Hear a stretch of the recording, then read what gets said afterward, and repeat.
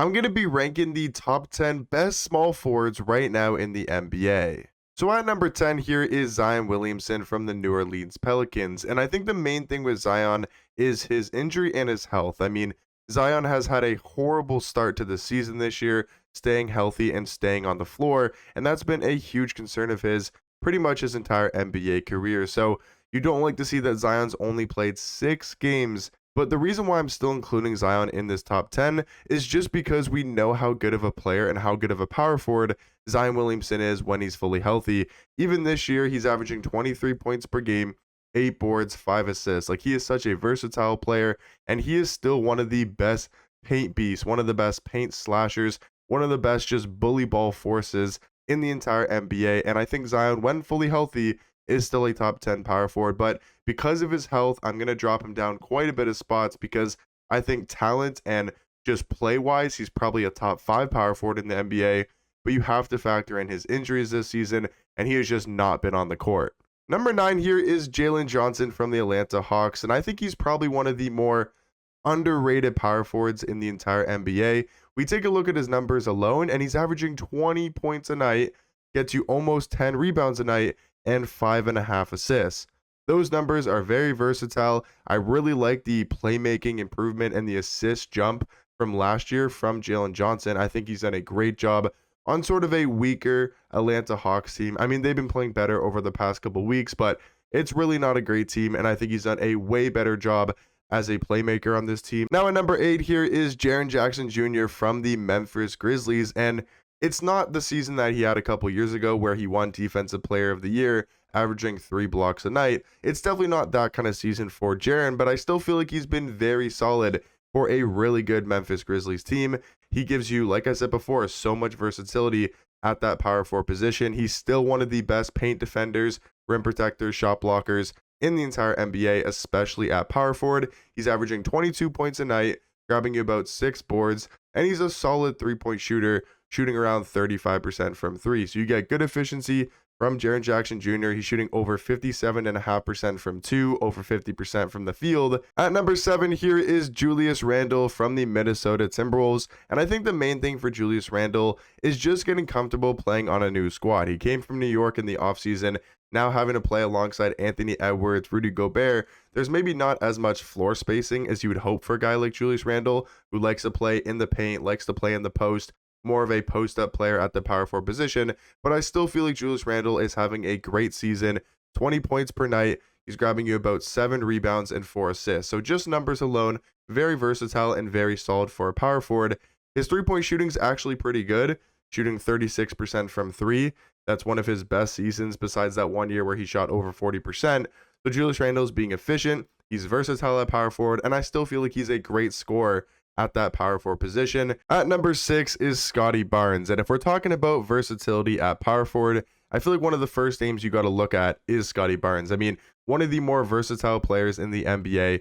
I would consider him a power forward, but realistically, he's a great point guard. He's such a good facilitator for his height, being 6'8", 6'9". So he can play point guard with his passing and be a tall point guard, but he can also play small forward, power forward. He can play on the wing. He can play in the post. He is such a versatile player, averaging 21 points, 9 rebounds, 8 assists. Crazy good numbers for Scottie Barnes. Now, the 3-point shooting isn't there at only 30%, but Scottie Barnes has been injured for a good part of the season. So I'm hoping that as he can stay fully healthy, as he can kind of ramp up into the mid and late season, I think Scottie Barnes could realistically finish the year as a top 5 power forward. Now, getting into my top 5 power forwards right now in the NBA. Number 5, we do have Evan Mobley, and I'm really liking Evan Mobley's game this year. I think he's taken a very solid jump compared to a good last year. He's averaging 19 points per game, grabbing you almost 10 boards a night, and averaging almost 2 blocks a game. Really good numbers from a center or a power forward. I think Mobley can play both the center and the 4 for this Cleveland Cavaliers team. He starts at the power forward spot, but they really do stagger the minutes of Jarrett Allen and Evan Mobley. So he does play a lot of center when Jarrett Allen is on the bench, but he starts at power forward and he plays a lot of power forward in those starting lineup and those closing lineups for the Cavs. So I really like Evan Mobley's game this year. I think he's done a way better job at just getting more physical in the paint. He's also shooting over 40% from 3, on 2.5 attempts. So you like to see that from Evan Mobley, able to expand his game from beyond the arc. And if he can floor space for you at 7 foot tall at the power forward position, that is very valuable. Number 4 here, we do have Pascal Siakam, Spicy P from the Indiana Pacers. I absolutely loved watching Siakam play on the Raptors. He's probably one of my favorite Raptors of all time, especially from that 2019 finals run that the Raptors did have. But Siakam is just having another good year, all-star caliber season, putting up 20 points per game, 6.5 rebounds, about 3.5 assists. Maybe not the greatest stats for a guy like Siakam, but just like Evan Mobley, even more important and valuable that he's shooting 42% from three. The three-point shot is definitely there for Siakam this season, and even more than a guy like Evan Mobley, that opens up his offensive bag so much more because of how good he is, how good of a post-up player he is, how good he is with his back to the basket. And I really do like Siakam in the post. I think he's one of the best post-up players in the NBA. He has a really good spin move. He has a really good sidestep, mid-range jump shot. At number 3 with Paolo Banchero. And yes, Paulo's only played 5 games this season. He's been out with that torn oblique. I think it was his right oblique. He's been out for almost a month now. I think he's been out for, actually over a month now. But Paolo Banchero in those 5 games look like a superstar caliber player. 29 points per game, 9 rebounds, and 5.5 assists. Those are superstar numbers. Yes, it was only 5 games, so a smaller sample size for Paulo, but he is so young. He's only 22 years old in year 3. And when he comes back healthy, we'll really see, is Paolo Banchero the real deal? And my prediction is yes. I think Paulo's going to maybe not have these good of numbers over the 82 game season, but man, is he good. Like that one game where he had 56, 57 points. I think he had like 36 points at halftime. It was crazy to watch. I mean, that was such a fun game to watch from Paolo Banchero. Number 2 is going to be Slim Reaper from the Phoenix Suns, Kevin Durant. Another player, another power forward who's dealt with quite a bit of injuries to start the year. Kevin Durant's only played 13 games as I'm recording this season. I think he just went down with another injury, which sucks to see for KD because honestly, he's having a great year. He's scoring 25 points per game. He's shooting 45% from 3. And we know Kevin Durant is one of the more efficient and just one of the best scorers of all time.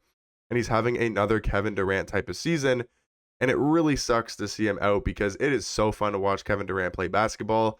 He's still playing at a superstar level. He's still probably a top 10 player in the NBA. I mean, guys, at number 1, it has to be Giannis Antetokounmpo. He is by far, in my opinion, the best power forward in the NBA. And I do think he's going to finish the season as number 2 in the MVP race. Yes, Jokic is playing unreal, crazy good offensive season, one of the best of all time. And I think Jokic should win the MVP. But do not sleep on Giannis and give him his respect because Giannis is having an MVP season, maybe even the best of his entire career, and Giannis has already won 2 regular season MVPs. He is averaging the most points per game in the NBA, 32.5. He's grabbing you 11.5 rebounds while also getting you 6.5 assists. I mean, Giannis is such a good offensive player. He doesn't need a jump shot, and he can still score the most points in the NBA. But the thing about Giannis compared to maybe a lot of the power forwards on this list is Giannis is still one of the best defenders in the NBA. Like, he is such a good defender on ball, right? He's maybe not a great point of attack defender, but he can still play on ball and be a good defender. But he is maybe one of the best weak side and help defenders in the entire NBA. So he gives you that two-way versatility that I don't feel like a lot of power forwards give you. And I think Giannis for sure is the best power forward right now in the NBA. But let me know in the comment section down below, what do you guys think about my top 10 power forward list? Let me know what you guys would change about it, and I'll catch you guys in the next one. Peace.